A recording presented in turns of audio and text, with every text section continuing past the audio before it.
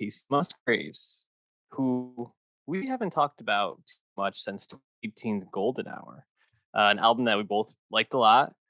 I think it really brought Casey more into like the pop sphere of things, which I think is a little bit more up our alley. We're not big country fans on the show, as evidenced by our lack of country reviews. But Casey really mixed her background with some disco, with just pure writing ability, um, and was really, really just like a really impressive album, fourth album. And now her fifth one, Starcross, comes out 3 years later.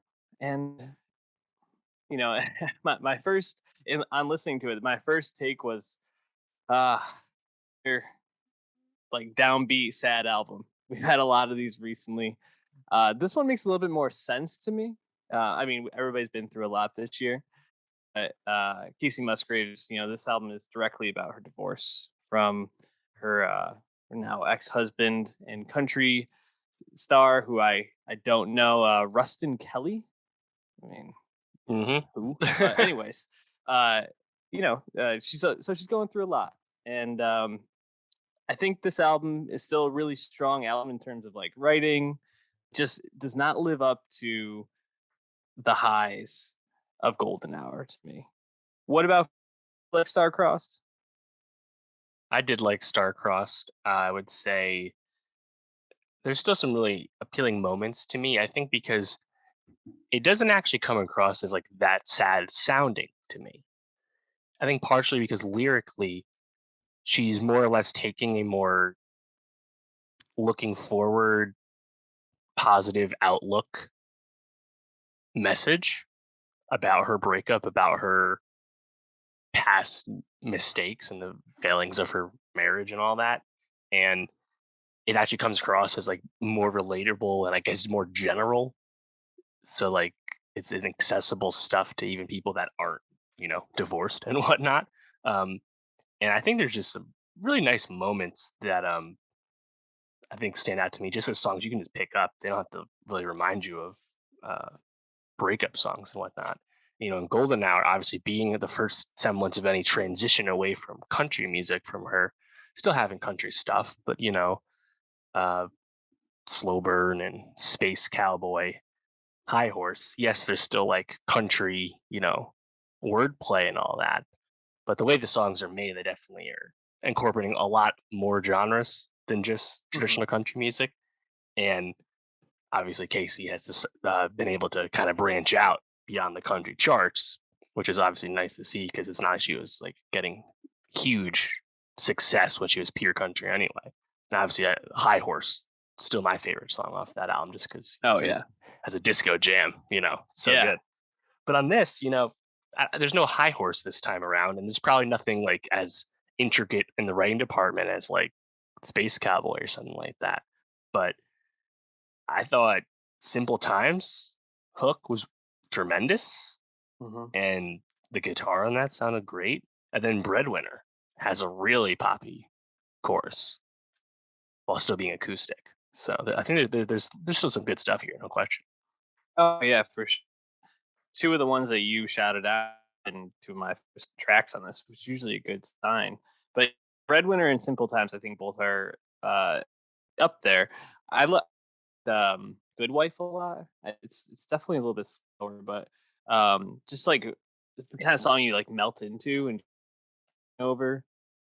Um, Simple Times, you mentioned. If this was a movie, also, I thought was a standout, especially with just like the lyrically. I think it kind of touches on the themes of the album that you talked about, where she's kind of coming from the divorce, but also like not necessarily in a way where it's like, oh man, I'm totally heartbroken, but more so like this would have happened, but it's not, and this is where we're at. Like actually, just like very plain. I think that's what is most impressive in her songwriting on this album is that it's very like straightforward and like matter of fact. There's like she uses some pretty simple meta throughout, but just to get across like very straightforward thoughts and messages. And I think that actually might have been helped by the fact that she just worked with two other musicians, Ian Fitchick and Daniel Tashian, and they produce and wrote everything together. So it's like not a lot of kitchen. It's just pretty much straight Musk and her collaborators. I think is great. So I I still think this is a really strong album, but it's just hard to follow up Golden Hour with something that's a little bit more, heavy in content, maybe, or topic. Yeah, and I would say that I was not aware of this album cycle happening. And I did see that sentiment shared a little bit. It's like, oh yeah, happy to have this. It sounds pretty good, but was anyone else anticipating this? And Right. thinking about it, Golden Hour that was early 2018. Her Grammy for Album of the Year was early 2019. It's been plenty of time for the next Casey Musgraves albums. It makes plenty of sense. And yeah, I just don't think the press work was laid, at least not to my knowledge. Yeah, and the people you mentioned, Ian Fitchick and Daniel Tashin, they had done a lot of work with her on Golden Hour, but it's notable that other people, as you said, other people that worked with her throughout all her albums up through Golden Hour, which are more like, Nashville tied, those people no longer were involved. So definitely seems like a good creative move again, because she doesn't need to like worry about Nashville convention anymore. She's clearly branched out beyond just being a country artist. And there's still plenty of country, stylings on here, but there's also some really Yeah. like groovy songs, So it's clear that Casey Musgraves is much more, uh, you know, all encompassing. I also really like Yeah. Cherry Blossoms as a song. Like the production on that obviously would feel very out of place on a traditional country record. For sure. Yeah. I mean, she's definitely elevated beyond just a pure country artist. It's really nice to see her continue to expand and still keeping the same things that she's really good at, which I think is making really strong right off the writing. So um, I was a little bit surprised not to see any Ezra Koenig on this, Hmm. which they collaborated a little bit on Golden Hour and just he would have been like prime there because he's not doing anything with Vampire Weekend right now. But sure he said maybe next time.